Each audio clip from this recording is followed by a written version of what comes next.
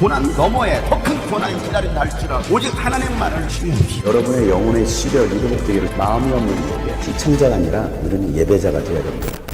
샬롬, 한 주간이 시작되었습니다. 이 한 주간도 믿음으로 한 걸음씩 더 나아갈 수 있기를 소망합니다. 함께 말씀을 나누겠습니다. 한 번은 유다 왕 아하스가 아시리아의 왕에게 사신을 보내어 도움을 청한 일이 있다. 에돔 사람이 다시 와서 유다를 치고 백성을 사로잡아갔으며 블레셋 사람도 유다의 평지와 남방 성읍들을 침략하여 베세메스와 아얄론과 그데롯을 점령하고 소고를 포함한 그 주변 성읍들과 딥나와 김소와 그 인근 마을들을 점령하고 거기에 정착하였기 때문이다. 이스라엘의 아하스 왕이 백성을 부추기어 주님께 크게 범죄하였으므로 주님께서 유다를 낮추셨던 것이다. 아시리아의 디글랏 빌레셀 왕이 오기는 왔으나 아하스를 돕기는커녕 도리어 그를 쳐서 공경에 빠뜨렸다. 아하스가 주님의 성전과 자기의 왕궁과 대신들의 집에서 보물을 꺼내어 아시리아의 왕에게 바쳤으나 별 효과가 없었다. 사태가 이렇게 악화되었는데도 아하스 왕은 주님께 더욱 범죄하여 자기를 친 다마스쿠스 사람들이 섬기는 신들에게 제사를 지내면서 시리아 왕들이 섬긴 신들이 그 왕들을 도왔으니 나도 그 신들에게 제사를 드리면 그 신들이 나를 돕겠지 하고 생각하였다. 그러나 이러한 일이 오히려 아하스와 온 이스라엘을 망하게 하였다. 그뿐만 아니라 아하스는 하나님의 성전 안에 있는 기구를 거두어다가 부수고 또 주님의 성전으로 드나드는 문들을 닫아걸고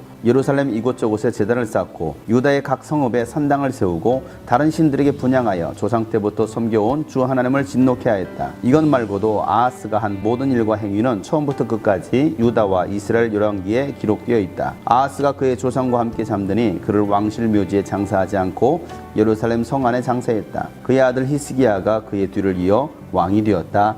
아멘. 아하스는 16년 동안 예루살렘을 통치하면서 하나님께서 원하시는 뜻이 아니라 하나님께서 싫어하시는 죄악들을 행하며 범죄했습니다. 그로 인하여 하나님은 이 아하스를 치시고 유다를 심판하십니다. 우리가 하나님을 버리고 하나님을 대적하면 하나님은 반드시 심판하십니다. 하나님은 아하스를 에돔 사람들을 통해서 유다를 치시고 백성들을 포로로 잡아갑니다. 또 블레셋 사람들도 유다를 치러 옵니다. 아하스와 백성들이 하나님 앞에서 범죄했기 때문에 하나님은 이방 민족을 들어서 아하스를 치신 것입니다. 이렇게 고난과 위기가 찾아왔을 때 깨닫고 하나님을 찾아야 되는데 아하스는 오히려 아시리아 왕에게 사신을 보내서 도움을 청합니다. 하나님께 도움을 청하는 것이 아니라 세상 왕에게 도움을 청한 것입니다. 아시리아 왕이 도움을 주는 것처럼 예루살렘에 왔다가 오히려 아하스를 돕기는커녕 아하스를 치고 공경에 빠뜨립니다. 그래서 아하스는 성전에 있었던 보물들을 아시리아 왕에게 바쳤지만 효과도 거두지 못합니다. 세상이 우리를 도와줄 거라고 생각하고 우리가 세상에게 도움을 구하고 사람을 의지했을 때 그들은 결코 우리를 도울 수 있는 힘이 없습니다. 그런데도 우리는 사람을 의지하려고 합니다. 세상의 권력과 돈과 세상의 왕이 우리를 도울 수 있을 거라고 생각하는 것입니다. 사태가 이렇게 악화되면 아하스가 빨리 깨닫고 하나님을 찾아야 되는데 더 악해지고 주님께 범죄합니다. 자기를 친 다마스쿠 사람들이 섬기는 그 신들에게 제사를 지냅니다. 시리아 왕들이 섬겼던 신들이 도와줬기 때문에 전쟁에서 승리하게 한 것처럼 그 신들이 나를 돕겠지 하고서 이방 신들에게 제사를 지내는 것입니다. 세상 사람들이 악한 일을 행하고 세상의 방법대로 성공한다고 해서 우리가 그들의 길을 따라가서는 안 됩니다. 세상 신을 섬겨서도 안 되고 세상의 방법대로 해서도 안 됩니다. 아하스가 행한 일로 인해서 결국은 이스라엘이 망하게 되었습니다. 아하스는 그것으로 끝나지 않았습니다. 하나님의 성전에 있는 기구들을 다 부수어버립니다. 그리고 하나님의 성전으로 들어가는 문들을 다 걸어 잠궈버렸습니다.